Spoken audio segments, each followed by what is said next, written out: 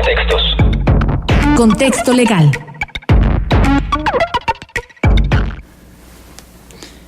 Y le damos la bienvenida. En el estudio está con nosotros ya el doctor Hugo Morales, abogado postulante. Hugo, muy buenos días. ¿Qué tal? Buenos días. Pues bueno, siempre en estos días y particularmente en Semana Santa empiezan a surgir dudas en torno a los días que son de descanso obligatorio o a los días que pudieran llegar a tomarse como parte de vacaciones por parte de los trabajadores. Y digo esto porque además este año sucedió algo particular, el hecho de que el lunes de Semana Santa coincidiera con un día de descanso obligatorio. De tal suerte que parece importante poder distinguir unos de otros. En primer lugar, hay que decir que evidentemente los trabajadores que hayan cumplido con un año de servicios tendrán derecho a por lo menos 6 días laborales de descanso de forma consecutiva. De tal suerte que aquellas personas que una vez que cumplieron su primer año de servicio, pues podrán ser programadas dentro de los siguientes 6 meses de esos 6 días de vacaciones. Hay que decir que esos días de vacaciones son independientes de aquellos que la ley considera inhábiles por propia determinación de ley. Esos días inhábiles, pues todos sabemos, son el 1 de enero, algunos lunes en conmemoración de días del mes, como es el 5 de febrero, el 21 de marzo o el 20 de noviembre, y días particulares como es el 1 de mayo, el 16 de septiembre, que son festejados el día o inhabilitados laboralmente, propiamente el día que corresponde. Sin embargo, hay que decir que tratándose de Semana Santa, la Ley Federal del Trabajo no hace mención alguna. Es decir, que ninguno de los días de Semana Santa para la Ley Federal del Trabajo resulta ser inhábil. Entonces, en esa particularidad habría que remitirnos a una excepción que tiene también este año la Ley Federal del Trabajo, el hecho de que el tercer lunes de marzo, que festeja el 21 de marzo, que además este año sí correspondió con el 21 de marzo, pues corresponde a uno de los días señalados por la Ley Federal del Trabajo como inhábil.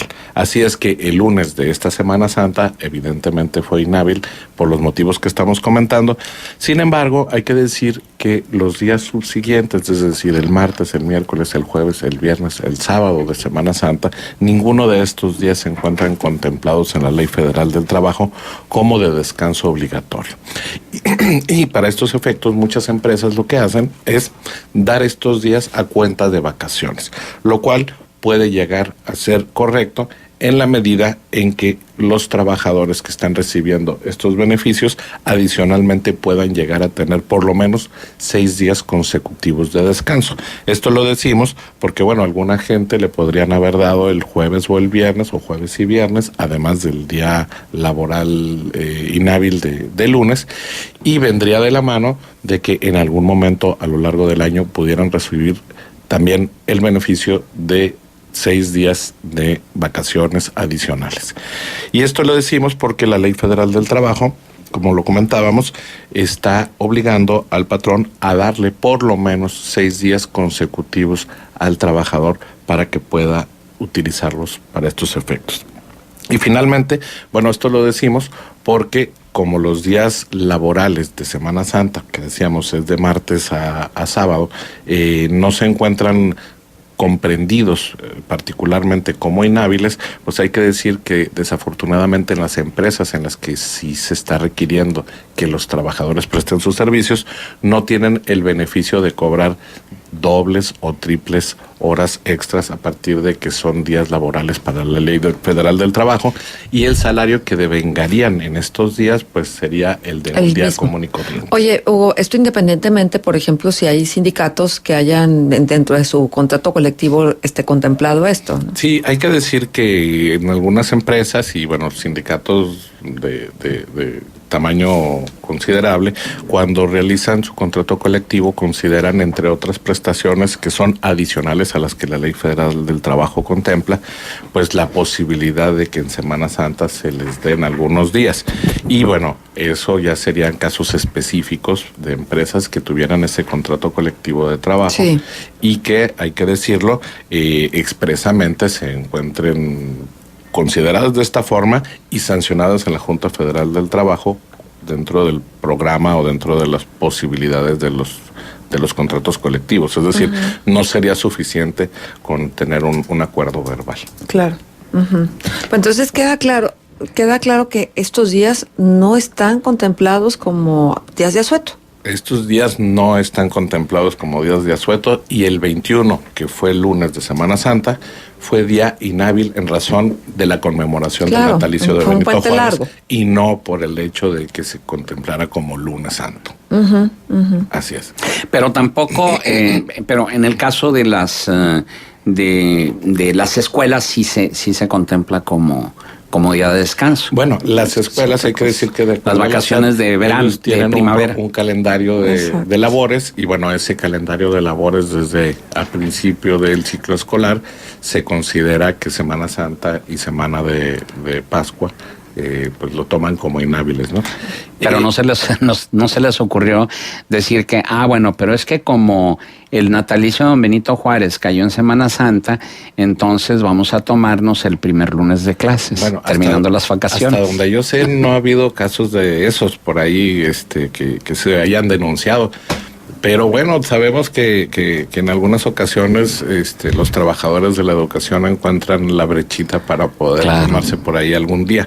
Hay que decir que el hecho de que se contemple inhábil este día 21 de marzo por determinación legal, si llega a coincidir con otro día, vamos a decir, tratándose de, bueno, no de estos días, porque hemos dicho que tres conmemoraciones del año se cambian por el tercer lunes del mes que corresponde cada una de esas conmemoraciones. Pero por decir, el 16 de septiembre, si termina sucediendo que caiga en domingo, pues evidentemente ese día inhábil se pierde para aquellas personas que descansan en domingo.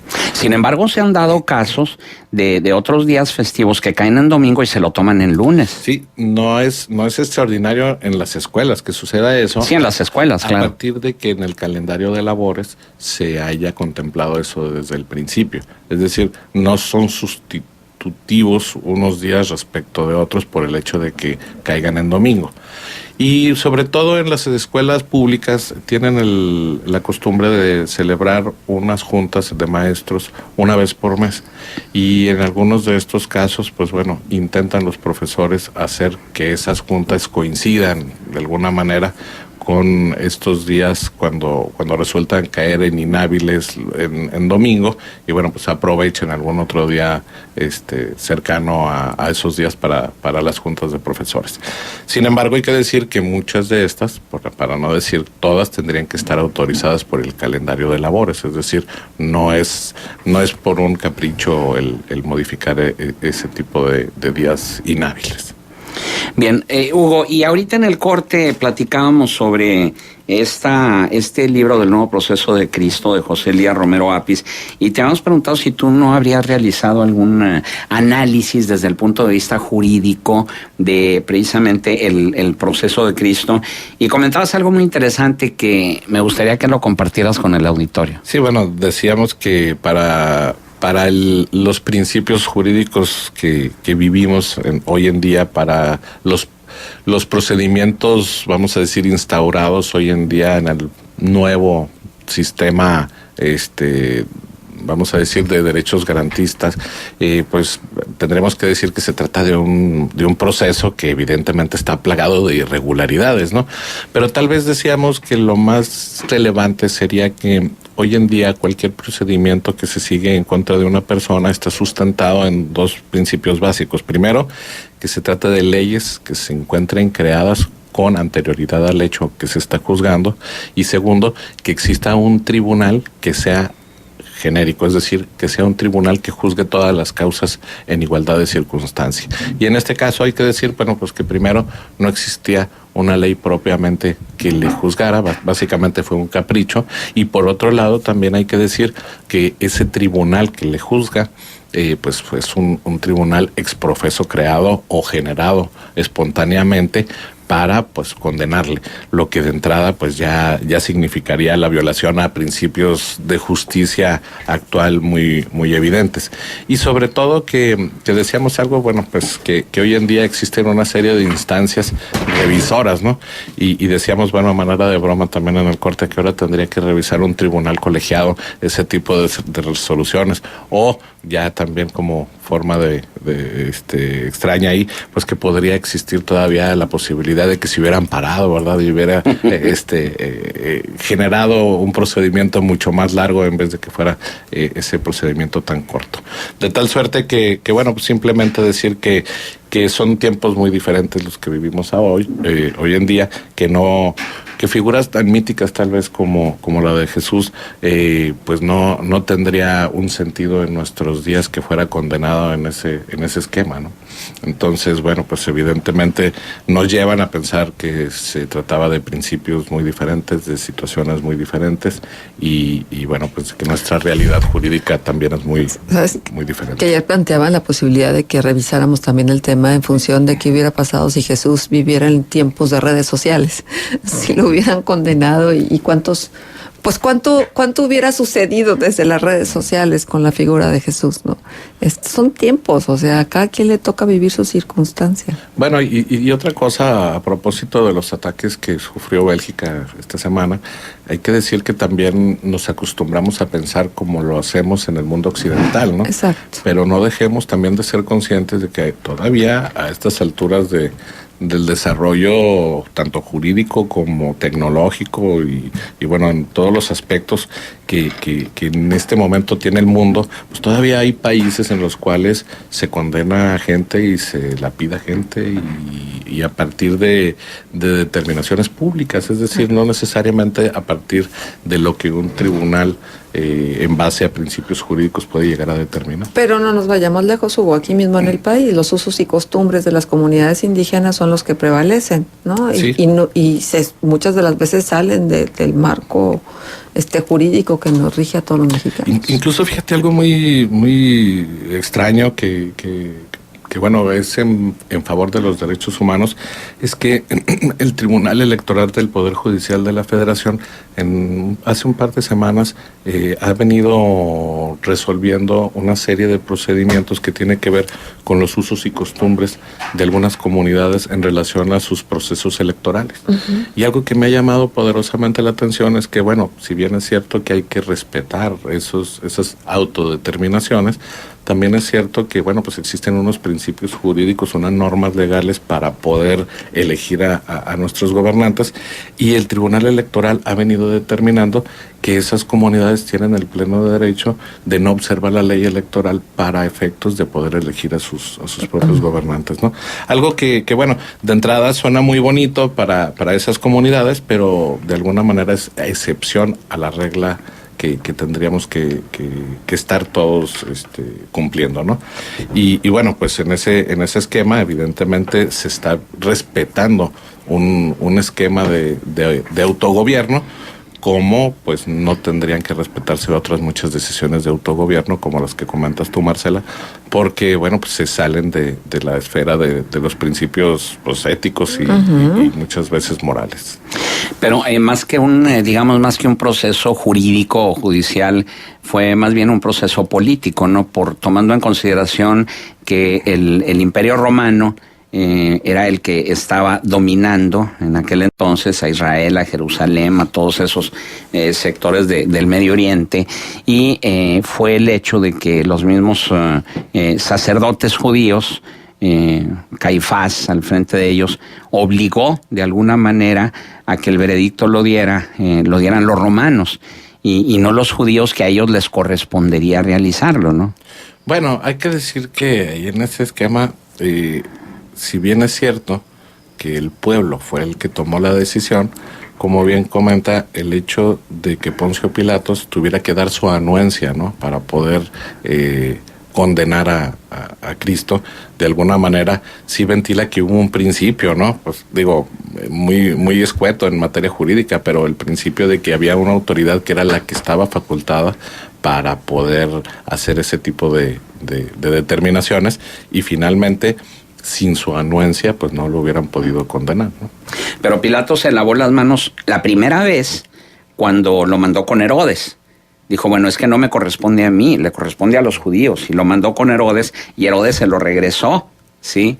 Y entonces fue cuando se lavó las manos por segunda vez. Sí, pero se la lavó nada más para efectos simbólicos, como dicen, ¿no? Porque se lava las manos como diciendo, bueno, pues esto no la condena no es de mi parte. No es mío, pero me Exacto. veo obligado a hacerlo, ¿verdad? Pero finalmente hay que decir que como autoridad, pues toma la decisión que le corresponde tomar por ser la única persona que podía tomarla jurídicamente en ese momento. Ahora, el derecho romano pues, se estudia en la facultad de Derecho, obviamente. Ese derecho romano que se estudia, ¿a qué época pertenece? Bueno, hay que decir que el derecho romano, el que se enseña en las escuelas, es una rama del derecho civil. El derecho romano, a diferencia de otros derechos, tuvo una compilación muy temprana de leyes. Y de esa forma se pudo compilar el derecho de adopción, el derecho matrimonial o de familia, los derechos contractuales, y todos estos se fueron compilando de tal suerte que permitió que hubiera un derecho desarrollado a partir de que se encontraba en normas escritas. Y ese desarrollo es el que se estudia en las escuelas, es decir, no se empieza por estudiar una parte del derecho romano, simplemente se empieza a estudiar el desarrollo que tuvo, ¿no? Desde la parte social, que podría de alguna manera afectar lo jurídico, como eran las castas que existían, los lugares sociales que tenían las personas que conformaban las sociedades romanas, y el desarrollo que posteriormente lleva a que exista, como decía yo, estos cuerpos normativos en los cuales pues ya se contemplan figuras muy adelantadas, como decíamos, la adopción, contratos de compraventa, incluso arrendamientos, de tal suerte que, como decíamos, pues inician prácticamente con la historia de Rómulo y Remo en sus primeras hojas, prácticamente todos los libros relacionados con el derecho romano. Estamos hablando entonces muchos siglos antes de Cristo. Sí, claro. Y además hay que decir otra cosa, ese estudio del derecho romano generalmente tampoco va de la mano del estudio de la parte penal del derecho romano. Correcto. Es decir, como decíamos, lo vemos más enfocado hacia el derecho familiar y hacia el derecho civil que el derecho penal. Porque también hay que decir otra cosa, el derecho penal tradicionalmente ha sido o fue una potestad de los gobernantes para poder gobernar a partir de la reclusión de aquellas personas que significaban un problema o para aquellas personas que atentaban gravemente a algunos principios básicamente morales, ¿no? Y entonces los principios morales y religiosos venían muy de la mano con las sanciones penales.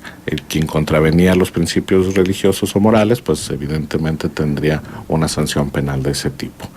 Y conforme fue pasando el tiempo, ese tipo de sanciones fueron disminuyéndose y han tratado de desvincularse aquellos principios morales de lo que decíamos nosotros de las sanciones penales.